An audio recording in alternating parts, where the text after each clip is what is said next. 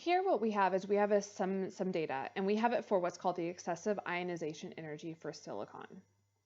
And what we have with successive ionization is if ionization is an energy to remove an electron, successive ionization says, what if you have an atom and you pull off one electron after another? How does the amount of energy change as you keep removing one electron? So the first thing I'm going to do is I'm going to write out some some chemical reactions or some equations to explain what's happening. So here I have some data, and this would be for my first ionization energy right here. So this would be 786, and I'm going to put IE with a 1 for this first ionization energy. I'm going to have IE2. I'm going to have IE3. I'm going to have IE4, and this one right here is going to be IE5. So let's just kind of think about what's actually happening as we're pulling off each of these electrons. So as I said before, we have silicon. And what we're going to do is we're going to apply some amount of energy, ionization energy number 1, and we're going to get silicon with a plus charge and an electron that comes off.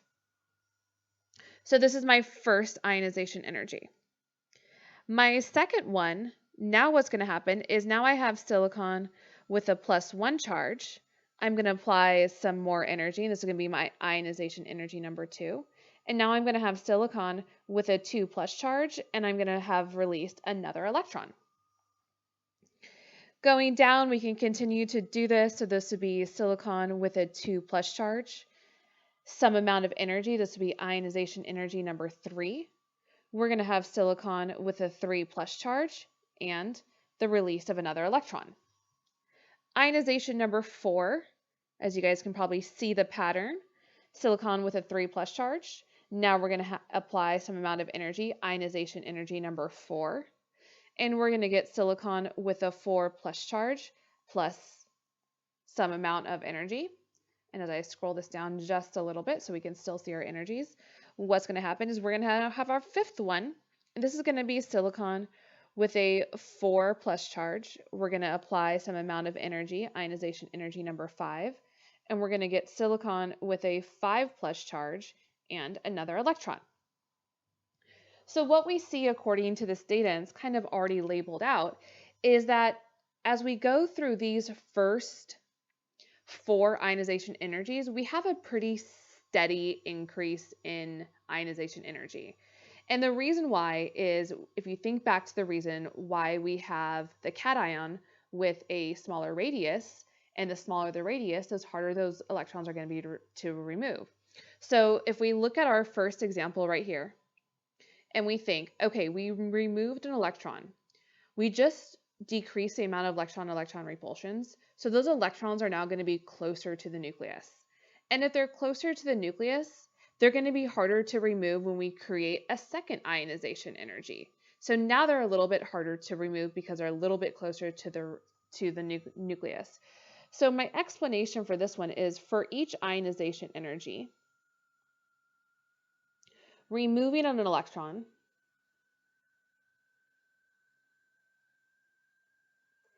decreases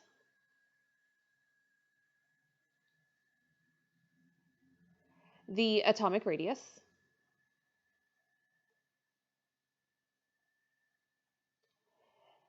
the electrons are closer to the nucleus,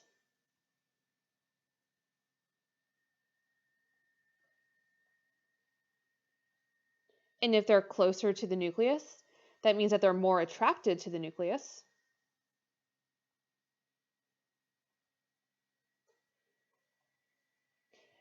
And if they're more attracted to the nucleus, they're going to be harder to remove.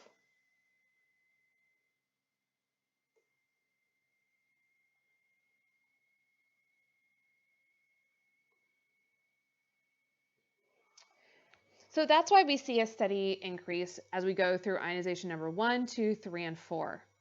Now what we need to think about ourselves is, all of a sudden we have this huge increase in energy going from ionization number 4 to ionization number 5.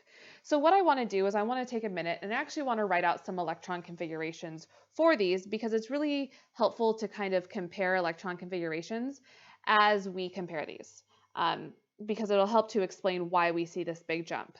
So I'm going to go ahead and start with this first one, and I'm going to be looking at kind of our starting off points. So if I were to write out my electron configuration for silicon, I would have 1s2, 2s2, 2p6, 3s2, and then 3p6.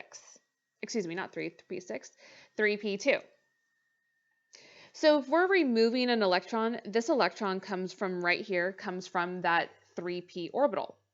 So what does it look like when I remove that electron? Now I have 1s2, 2s2, 2p6, 3s2, 3p1. This electron right here is the one that's going to be removed. So again, going on, I have 1s2, 2s2, 2p6, 3s2 right here. And this next electron that's going to be removed is going to be from my 3s orbital. Now what I'm going to do is I'm going to have 1s2, 2s2, 2p6, 3s1.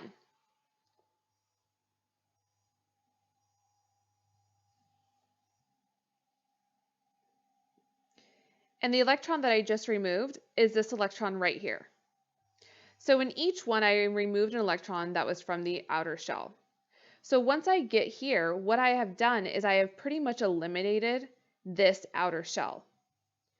So if I were to think about this fifth ionization energy, what I'm saying is that I am removing now, if I'm trying to remove another one, so if I'm trying to go right here and I'm trying to remove another one, so 1s2, 2s2, 2p6, I'm trying to remove an electron from a lower energy level. All of a sudden, I'm removing an electron that is so much closer to the nucleus. We had these that were in the third energy level.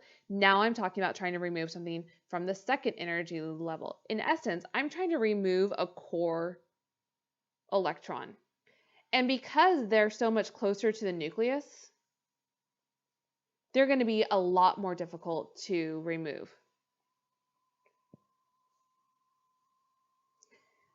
Closer to the nucleus, which means that they're going to be harder to remove. So the big jump in my successive ionization energies, when we see a big jump, it's usually because all of a sudden we're trying to remove an electron from a lower energy orbital, and those lower energy orbitals are just that much closer to the nucleus. So that is our explanation for ionization energy, and in particular for successive ionization energy. You want to remember that for each one, we are decreasing the number of electrons, so we're going to decrease the amount of electron-electron repulsions. And when you see a big jump, again, it's because you're trying to remove a core electron, which is closer to the nucleus.